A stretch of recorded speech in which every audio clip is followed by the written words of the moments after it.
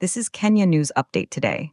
India, the world's most populous nation, is about to drop a budget that could reshape its entire economy. But here's the twist. They're trying to pull off a massive spending spree while promising to cut their deficit. How is that even possible? Coming up, you'll discover the trillion rupee gamble Prime Minister Modi is taking and what it means for global trade, especially with the new Trump administration in Washington. Meet Finance Minister Nirmala Sitharaman. She's the architect of India's financial future. On Sunday, at 11 a.m. local time, she will deliver a budget for a fiscal year starting in April.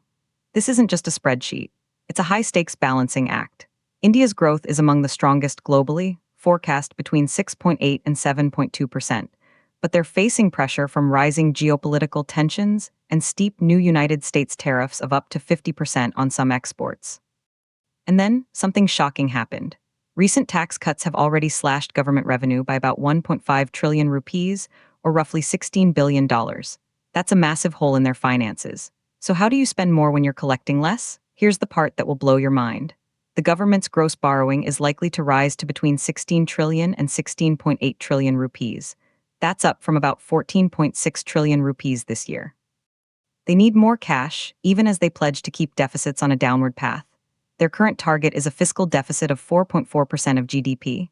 But here's what nobody's talking about. This budget is expected to launch a third major push to expand manufacturing. Why? Because two earlier initiatives fell short. Officials are also expected to ease rules for investment in defense production, a direct move to reduce reliance on imports. And then, there's the nuclear power sector. New Delhi has already taken steps to open this tightly controlled area to greater private participation. More policy announcements are coming. Modi framed this strategy as moving from long-term problems to long-term solutions. He says predictability fosters trust in the world. But is borrowing trillions more really predictable? Some analysts say meeting that 4.4% deficit goal will require careful calibration. It's a massive gamble. The implications are huge. If India stumbles, it could spook global investors.